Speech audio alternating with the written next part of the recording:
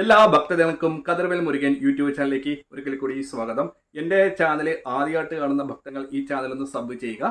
അപ്പോൾ എന്താ പറയുക, വിവാഹ സംബന്ധമായ പ്രശ്നങ്ങൾ അല്ലേ, അപ്പോൾ മക്കളുടെ വിവാഹം നടക്കാൻ വേണ്ടി അച്ഛനമ്മമാർ ചെയ്യേണ്ട കാര്യങ്ങളാണ് ഞാൻ പറഞ്ഞ് മനസ്സിലാക്കി തരുന്നത്. അപ്പോൾ ജ്യോതിഷ സംബന്ധമായ എന്തെങ്കിലും കാര്യങ്ങൾ അറിയാനുണ്ടെങ്കിൽ ഭക്തജനങ്ങൾ ഇത് വാട്സപ്പ് നമ്പറാണ്, ഈ നമ്പറിലേക്കൊന്ന് മെസ്സേജ് അയക്കുക, വിളിക്കുകയോ ചെയ്യുക. അപ്പോൾ കാര്യത്തിലേക്ക് കിടക്കാം.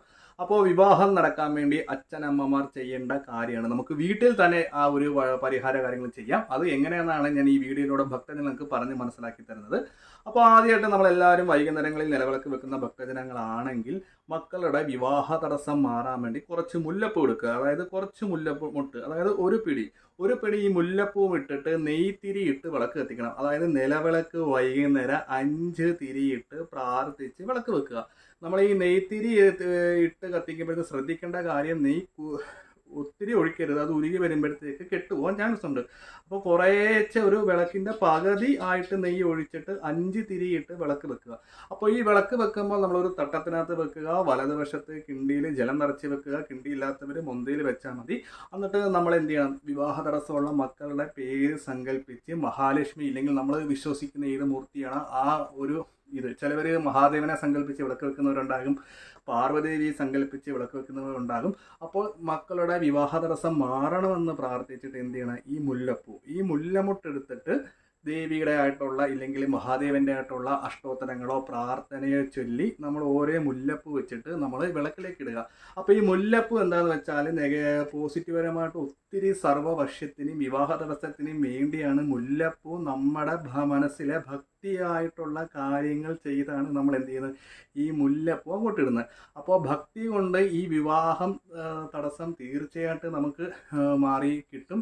ഈ പറയുന്ന കാര്യങ്ങൾ നമുക്ക് ചൊവ്വാഴ്ച വെള്ളിയാഴ്ച നമുക്ക് വീട്ടിൽ ചെയ്യുന്നതായിരിക്കും.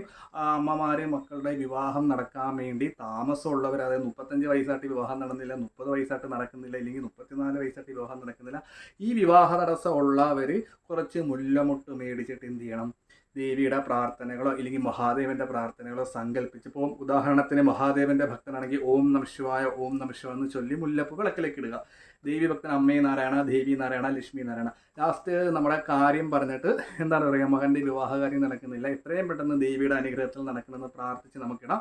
അപ്പോൾ ചിലർക്കൊരു ഡൗട്ടുണ്ട്, ഞങ്ങൾ ദൂരെയാണെങ്കിൽ, ഞങ്ങൾ ഇടുക്കി ജില്ലയാണ്, മുല്ലമുട്ട് കിട്ടാൻ വഴിയില്ല, അല്ലെങ്കിൽ മുല്ലമുട്ടിനെ ഭയങ്കര എന്താ പറയുക വിലയാണ്, മിക്ക ആൾക്കാർക്കും അത് കിട്ടാൻ ഉള്ള ആൾക്കാരൊക്കെ ഭക്തജനങ്ങൾക്കുണ്ട്. അപ്പോൾ മുല്ലമിട്ട് മേടിക്കാനും അഥവാ കിട്ടാത്ത ഭക്തജനങ്ങൾ വെള്ളപ്പൂവോ അതേപോലെ തന്നെ ചെമ്പരത്തി പൂവോ ഇട്ട് ഈ പറയുന്ന കാര്യങ്ങൾ സമർപ്പിക്കാം. ചെത്തിപ്പൂവായാലും കുഴപ്പമില്ല. അഥവാ ഈ പറയുന്ന മുല്ലമുട്ടോ ഈ പറയുന്ന പുഷ്പങ്ങളൊന്നും കിട്ടിയില്ലെങ്കിൽ നമ്മുടെ വീടിൻ്റെ അടുത്തുള്ള കിട്ടുന്ന പുഷ്പങ്ങൾ ഇട്ട് നമുക്ക് ഭക്തിപൂർവ്വം, അതായത് ഈ ഒരു കാര്യം ചെയ്താൽ എൻ്റെ മകൻ്റെ വിവാഹ തടസ്സം ഇല്ലെങ്കിൽ മകളുടെ വിവാഹ തടസ്സം മാറിക്കിട്ടും എന്ന വിശ്വാസത്തോടു കൂടി വേണം ഈ പറയുന്ന കാര്യങ്ങൾ എല്ലാം ചെയ്യാൻ വേണ്ടി. അപ്പോൾ ഇങ്ങനെ ചെയ്യുന്നത് കൊണ്ട് വിവാഹ തടസ്സം മാറുകയും ചെയ്യും, എത്രയും പെട്ടെന്ന് തന്നെ വിവാഹ കാര്യങ്ങൾ അനുകൂലമായിട്ട് വരികയും ചെയ്യും. എന്നിട്ടും നിങ്ങളുടെ വിവാഹ കാര്യങ്ങൾ ഇപ്പോഴും നടക്കുന്നില്ലെങ്കിൽ ഗ്രഹനില എനിക്ക് അയച്ചു തരാം. ഏത് ഗ്രഹമാണ് വിവാഹത്തിന് പാവഗ്രഹമായിട്ട് നിൽക്കുന്നത്, ആ ഗ്രഹത്തിന് പരിഹാര കാര്യങ്ങൾ ചെയ്യുമെങ്കിൽ മാത്രമേ വിവാഹം നടക്കത്തുള്ളൂ. അപ്പോൾ വിവാഹം നടക്കാത്ത ഭക്തജനങ്ങളുടെ മക്കളുണ്ടെങ്കിൽ എനിക്ക് ആ ഗ്രഹനില ഒന്ന് വാട്സപ്പ് ചെയ്തു തരാം, നോക്കി അതിനുള്ള പരിഹാര കാര്യങ്ങൾ നിർദ്ദേശിക്കുന്നതാണ്. ജ്യോതിഷ സംബന്ധമായ എന്തെങ്കിലും കാര്യങ്ങൾ അറിയാനുണ്ടെങ്കിൽ ഈ നമ്പറിലേക്ക് ഒന്ന് വിളിക്കുക. അപ്പോൾ ഞാൻ മറ്റൊരു വീഡിയോയിലേക്ക് വരുന്നതാണ്.